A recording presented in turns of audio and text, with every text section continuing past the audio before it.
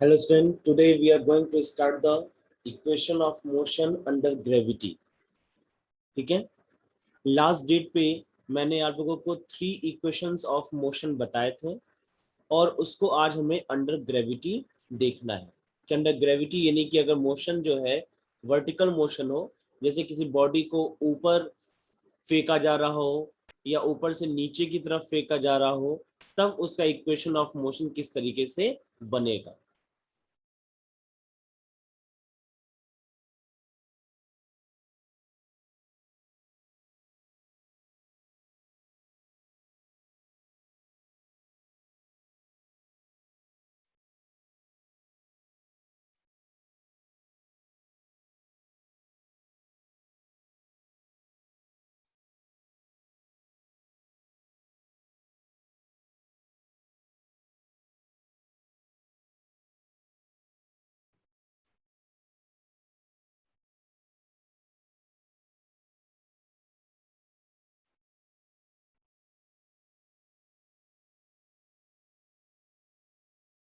चलिए देखिए, मैंने कॉलम्स बना दिए हैं।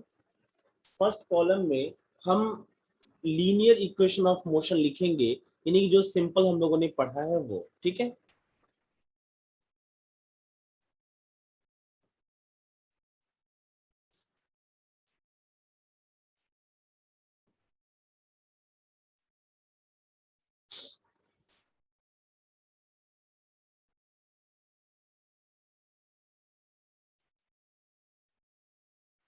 यहाँ हम लोग लिखेंगे अगर बॉडी को अगर हम डाउनवर्ड मतलब किसी हाइट से नीचे की तरफ अगर फेंक दें, तब उसका मोशन का जो इक्वेशन होगा वो यहाँ लिखेंगे।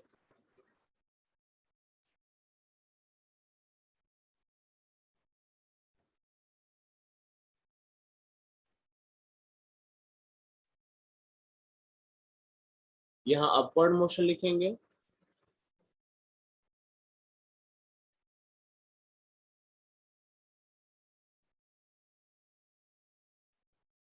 क्या है हमारा equation of motion. First, v equal to u plus a t. Second, s equal to ut plus half a t square.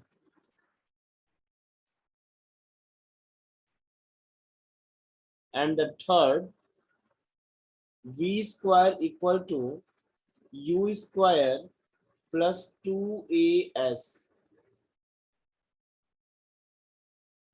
ठीक है, अब मैं यहाँ पे एक सिचुएशन आपके लिए बना दे रहा हूँ कि मान लीजिए कि कोई बॉल है, ठीक है, और उसको किसी हाइट h से फेंका जा रहा है। हमारी कोई हाइट ले लेते हैं, ये इसकी हाइट h है।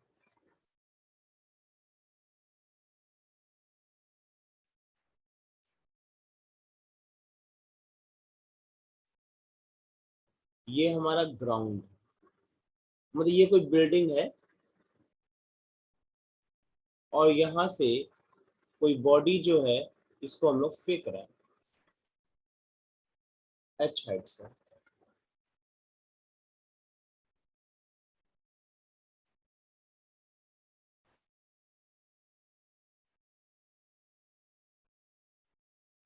इसकी इनिशियल वेलोसिटी जो है जिससे हम फेंक रहे हैं वो है u, और इस पे एक्सेलरेशन कितना लगेगा, एक्सेलरेशन ड्यू टू ग्रेविटी के equal. Acceleration due to gravity क्या होती है, अभी मैं आपको समझा देता हूं। यहाँ पर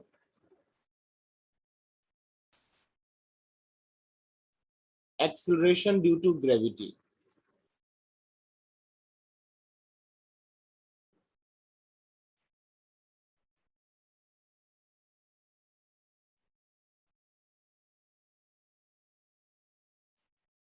इसको स्मॉल जी से डिनोट करते हैं हम लोग, और इसकी जो वैल्यू होती है अर्थ सरफेस पे वो होती है 9.8 मीटर पर सेकेंड स्क्वायर ओवर। और कभी कभी कैलकुलेशन को सिंपल रखने के लिए हम लोग 10 मीटर पर सेकेंड स्क्वायर भी लिख लेते हैं।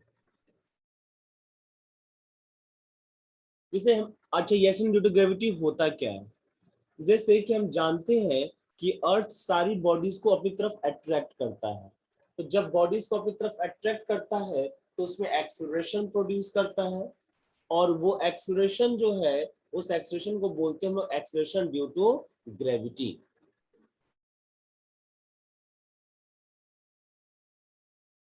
ठीक है,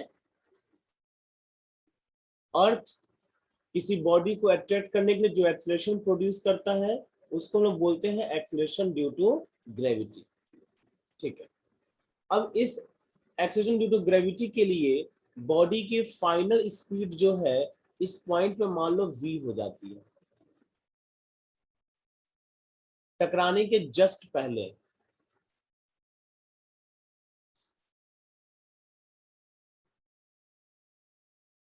ठीक है, और एक यहाँ टोटल टाइम अगर वो t लेता है तब हम लोग लिख सकते हैं डाउनवर्ड मोशन के लिए यहाँ कुछ करना नहीं है। यहाँ देखो डिस्प्लेसमेंट जो है वो हाइट की तरह यूज हुआ है, जो बॉडी आगे बढ़ती है वही डिस्प्लेसमेंट कहलाता है, और यहाँ डिस्प्लेसमेंट अगर देखेंगे हम लोग तो हाइट की तरह यूज हुआ है।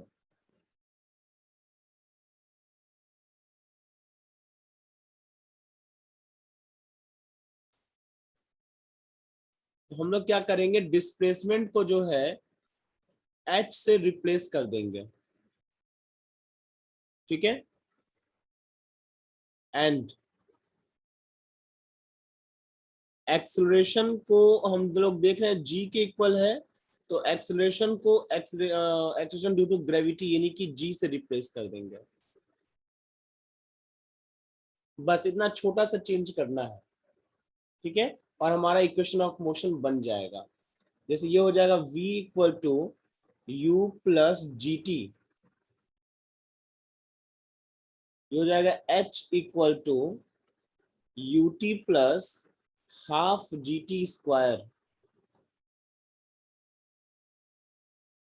और ये हो जाएगा v square equal to u square plus 2gh। ठीक है, ऐसे ही अगर मान लो बॉडी ऊपर की तरफ जा रही हो, जैसे यहां से बॉडी को ऊपर की तरफ अगर फेंका जा रहा हो तब क्या होगा, यानी कि अपवर्ड मोशन।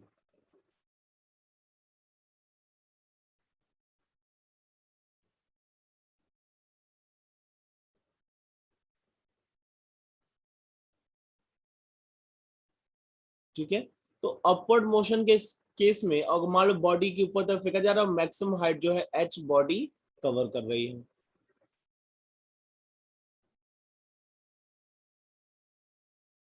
मान लो इसकी इनिशियल वेलोसिटी u थी और फाइनल वेलोसिटी v हो गई। तो अगर बॉडी को ऊपर की तरफ फेंक रहे हैं तो हम लोग अर्थ के अट्रैक्शन के अगेंस्ट बॉडी को फेंक रहे हैं ना, तो उस केस में जो एक्सेलरेशन होगा वो निगेटिव होगा, क्योंकि हमें मालूम है कि जब बॉडी को हम ऊपर की तरफ फेंकते हैं तो उसकी स्पीड कम होती है, और स्पीड का कम होना मतलब कि निगेटिव एक्सेलरेशन। तो ए की वैल्यू जो है यहाँ पे माइनस जी के इक्वल होगी।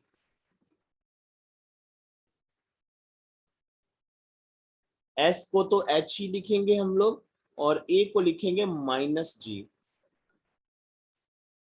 बस एक छोटा सा चेंज करेंगे हम लोग बस। तो हमारा इक्वेशन क्या बन जाएगा, v equal to u minus g t, h equal to u t minus half g t square, और v square equal to u square minus 2gh। ठीक है, तो ये हमारा इक्वेशन ऑफ मोशन बन जाएगा अपवर्ड केस में, और ये वाला डाउनवर्ड केस का है, और एक तो जनरल है ही, इसमें तो कुछ सोचना ही नहीं है।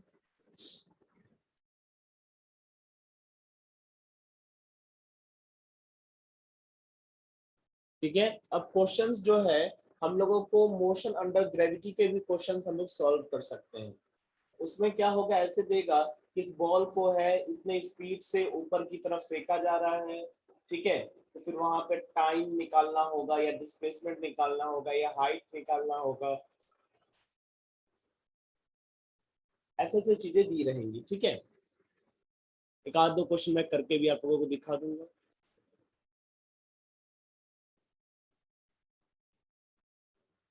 एक क्वेश्चन मैं आपको बता रहा हूं।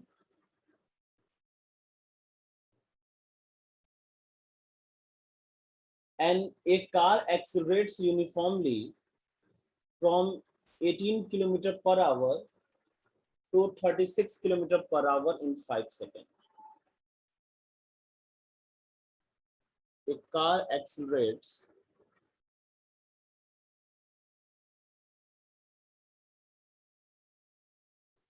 from 18 km per hour to 36 km per hour in 5 seconds. Calculate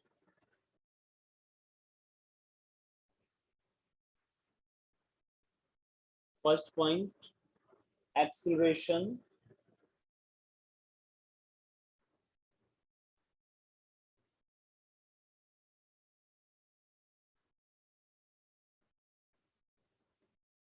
Second point, displacement or distance.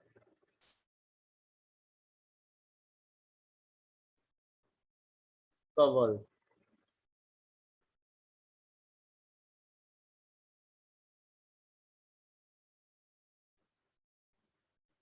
in that time.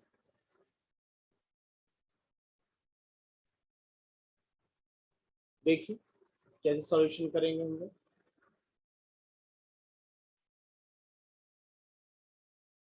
सबसे पहला हमें क्या क्या दिया हुआ वो लिखते हैं। Given, what is the given data. U initial velocity दिया हुआ है 18 kilometre per hour and v final velocity दिया हुआ है 36 kilometre per hour and the time is also given 5 second. हमारा सबसे पहला काम होता है कि क्वेश्चन में जो जो दिया हुआ है उसको एक जगह लिखना, तो हम लोगों ने लिख दिया। फिर दूसरा काम होता है इसको एसआई यूनिट में कन्वर्ट करना, मतलब किलोमीटर पर आवर को आपको कन्वर्ट करना है एसआई यूनिट में। तो 5/18 से मल्टीप्लाई करेंगे तो मीटर पर सेकंड में कन्वर्ट हो जाएगा। इस तरीके से हो जाएगा 5 मीटर पर सेकंड। ऐसे ही 36 को भी कन्वर्ट कर लेंगे, 5/18 से मल्टीप्लाई करने पर किलोमीटर पर आवर से मीटर पर सेकंड में स्पीड कन्वर्ट हो जाती है, यानी कि यहाँ हो जाएगा 10 मीटर पर सेकंड। ठीक है। नाउ क्वेश्चन नंबर 1 में हमें एक्सेलरेशन कैलकुलेट करना है। तो एक्सेलरेशन देखिए तीनों इक्वेशन आपके पास है, ऐसे ही आपको दिमाग लगाना है।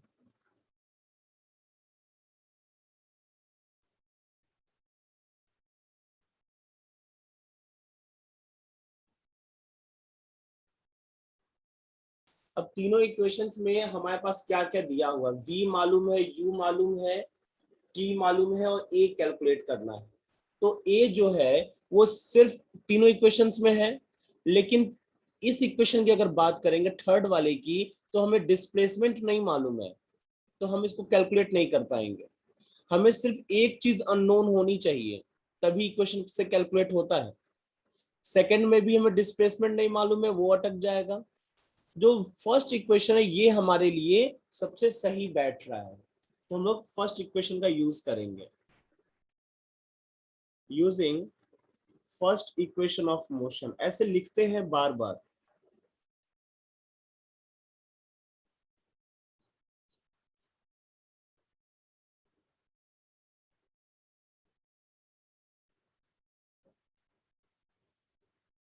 इक्वेशन को भी जरूर मेंशन करते हैं। v की जगह पे कितना है 10, u की जगह पे 5, a तो हमें नहीं मालूम है और t की जगह पर 5। 5 को इधर भेज दीजिए।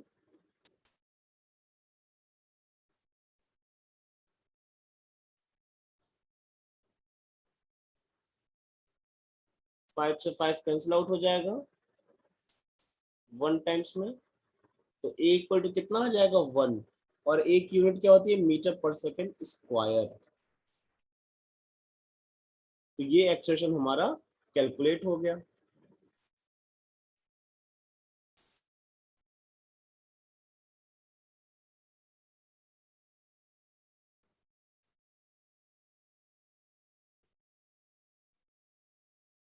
अब सेकंड वाले में हमें निकालना है डिस्टेंस कवर्ड। तो अगर डिस्टेंस कवर्ड निकालना है, देखिए हम कोई भी क्वेश्चन मन करे सेकंड वाला यूज कर सकते हैं, क्योंकि सेकंड में भी एस छोड़ करके सब मालूम है हमें, यू मालूम है, टी मालूम है, ए मालूम है, टी मालूम है, तो हम लोग कैलकुलेट कर सकते हैं। हम लोग थर्ड वाले से भी कैलकुलेट कर सकते हैं, क्योंकि हमें वी मालूम है, यू मालूम है, ए मालूम है, तो हमें सिर्फ एस कैलकुलेट करना है, तो हम थर्ड इक्वेशन का भी यूज कर सकते हैं। दोनों इक्वेशन से सेम आंसर ही आएगा। ठीक है।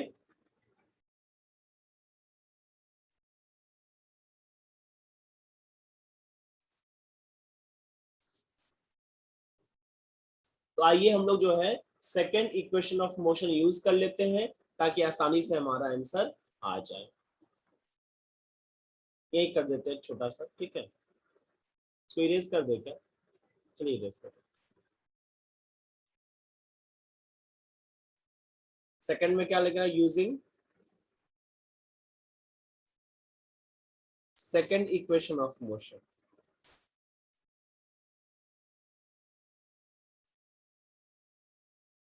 इक्वेशन ऑफ मोशन है क्या, उसको पहले लिखेंगे। S equal to u t plus half a t square, u की वैल्यू 5, टी की वैल्यू 5, प्लस 1/2, ए की वैल्यू 1, टी की वैल्यू 5 का square. This will be 25 1/2, and this will be also 25, means 25 plus it will be 12.5 equal to 37.5 metre. तो ये हमारा displacement हो जाएगा।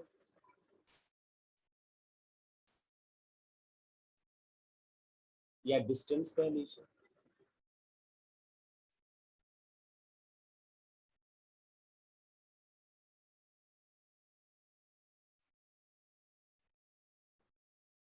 ठीक है।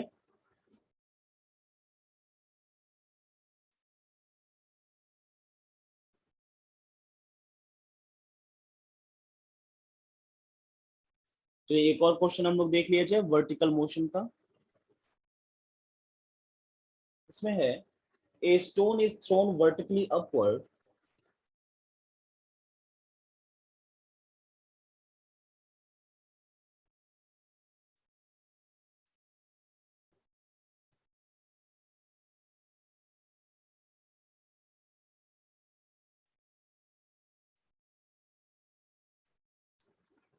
with a speed of 10 meter per second.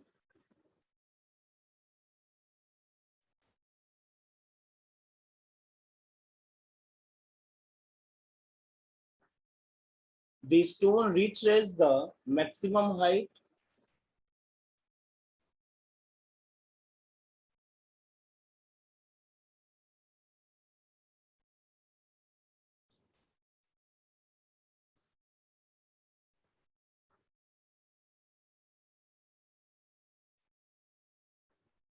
of 5 meter.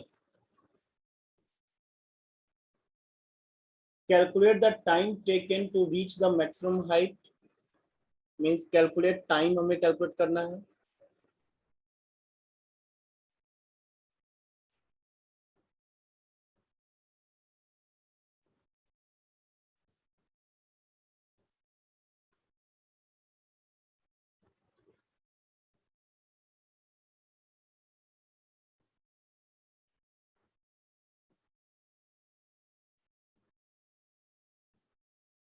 And the velocity of the stone at that point,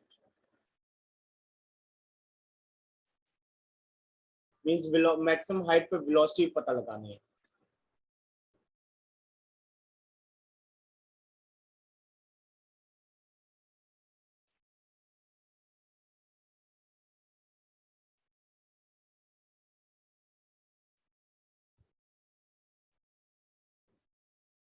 देखो इसका solution कैसे करेंगे।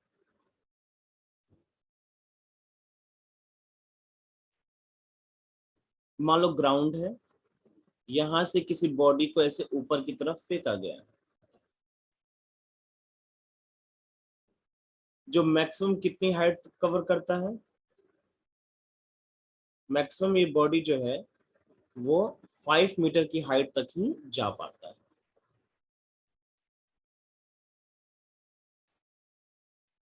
इनिशियल वेलोसिटी कितनी है इसकी, 10 मीटर पर सेकेंड।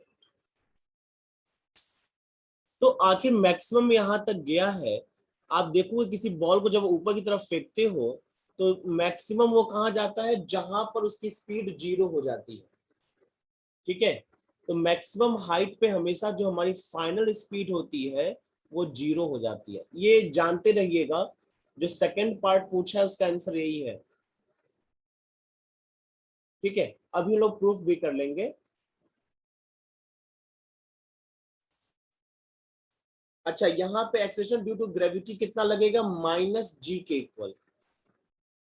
ठीक है, -g।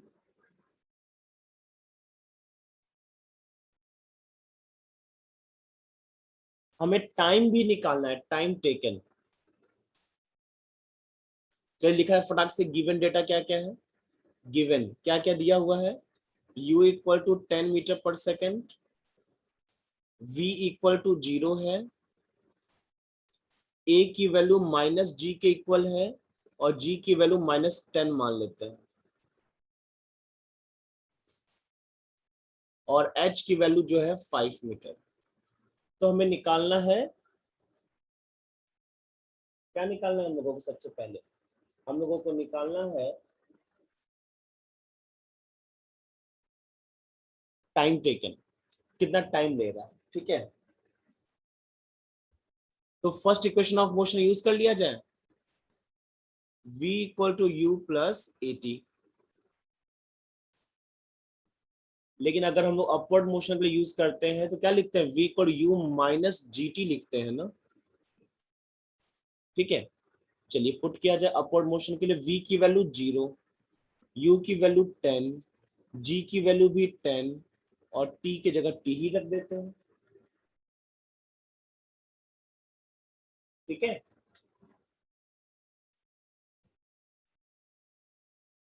तो अब 10t को इस साइड भेज दिया जाए, क्या हो जाएगा, 10t इक्वल टू 10, यानी कि t इक्वल टू 10/10, और कैंसिल आउट होकर कितना आ जाएगा, 1 सेकेंड, यानी कि 1 सेकेंड का टाइम लगेगा। ठीक है, सेकेंड पार्ट क्या बोला है, velocity of the stone at that point, तो वेलोसिटी कितनी होगी, 0 होगा। ठीक है, velocity at maximum height is 0।